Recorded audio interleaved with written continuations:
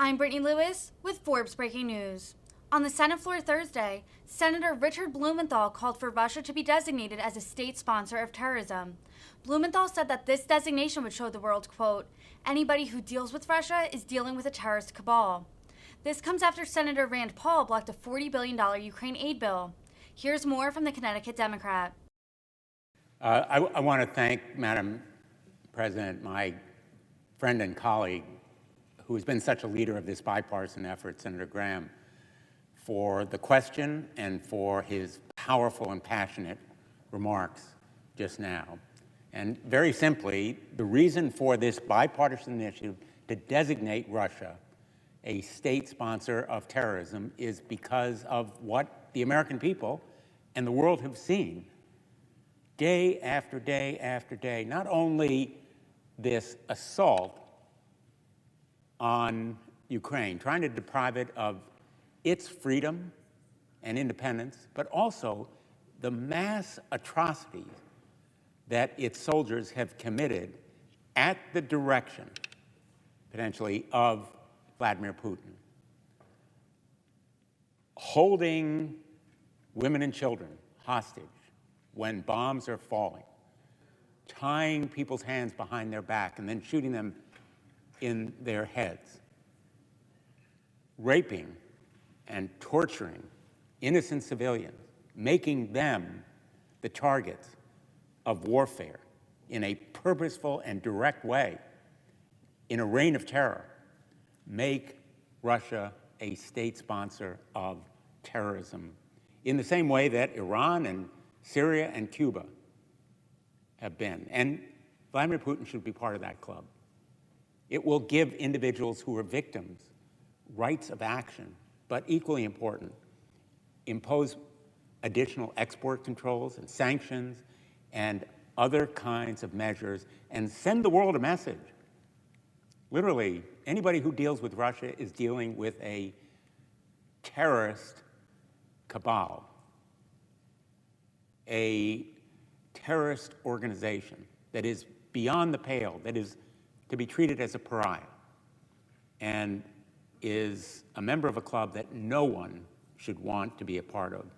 And it costs nothing to give Russia this well-merited label.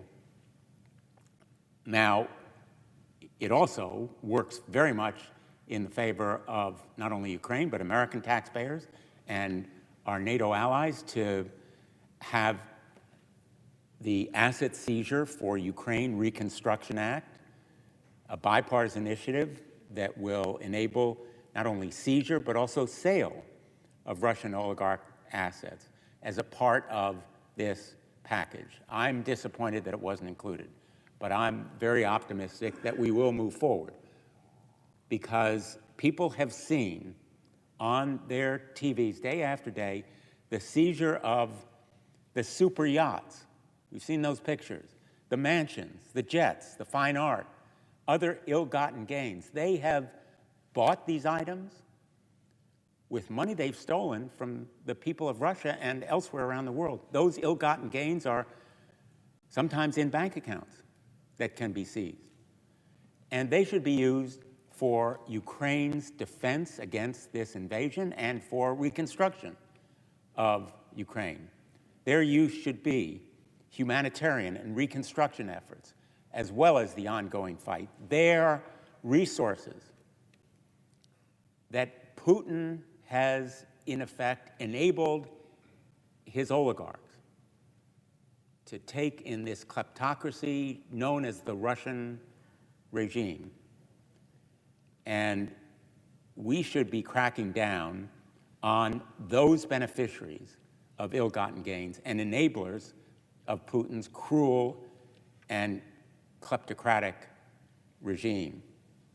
Now, let's be clear. Once enacted, this measure would enable law enforcement agents from around the world to seize those oligarch assets and enable them to liquidate, that is to say, sell those assets to be used immediately to provide more weapons for the brave Ukrainians who are fighting Russian aggression, and to deliver humanitarian aid to displaced Ukrainians. I've been to the border and seen those refugees coming from Ukraine, literally crossing the border, carrying their pets and stuffed animals, women and children, because the men are staying to fight, with just the clothes on their backs.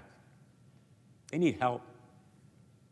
Those assets should be used to help them, as well as the men who are left behind to fight with a ferocity and bravery that is the awe of the world.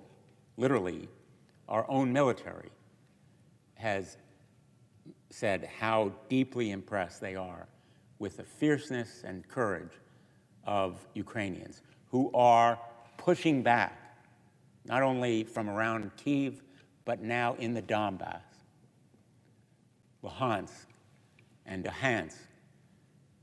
Literally, they are winning victories. But those victories are occurring because of aid we've provided. If we cease that aid, they will be deprived of the tools they need to win this war. And yes, our objective should be Ukraine winning this war. We are not going to have troops on the ground. We are not going to be engaged through NATO. We are not going to be a party in the combat, but we can be the arsenal of Ukraine's democracy.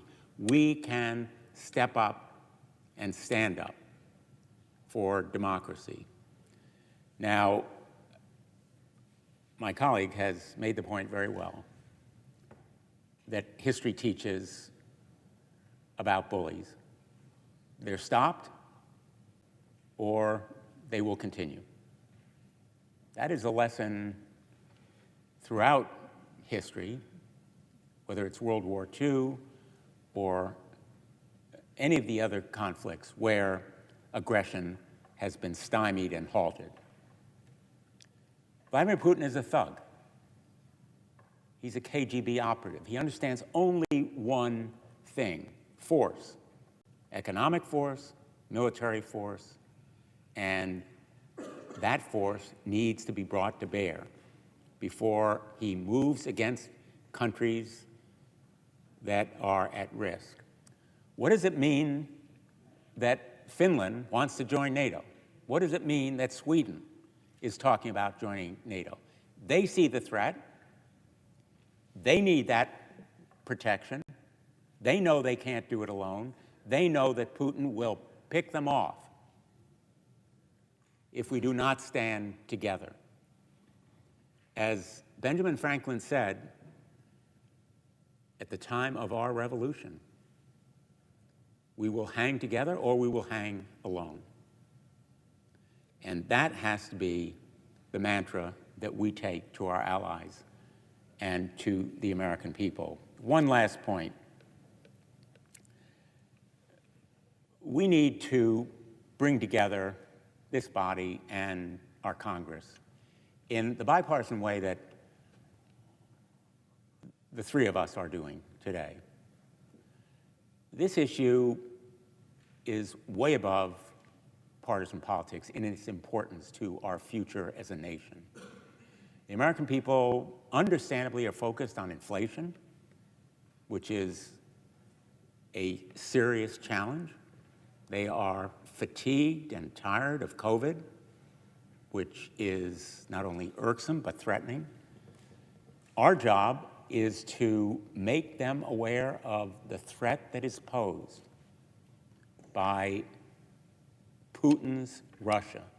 It isn't the Russian people's Russia. They have no idea what's actually happening. They believe, because they've been told, that President Zelensky, who is Jewish, is actually a Nazi. That's what they've been told. We visited Ukraine not long before the invasion, and one of my colleagues in this bipartisan trip said to President Zelensky, "Are you fearful about a Russian invasion?" This was January of this year. And he said, "The Russian invasion began in 2014.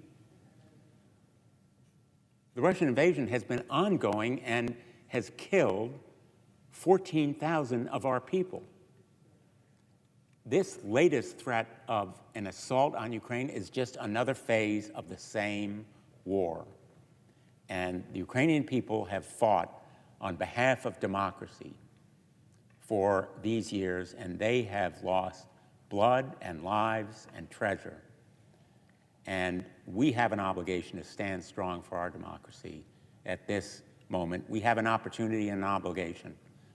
And I'm proud to stand with my colleagues in favor of using the proceeds of selling oligarch ill-begotten gains so that we can benefit the people of Ukraine in their fight for freedom and their effort to reconstruct their country.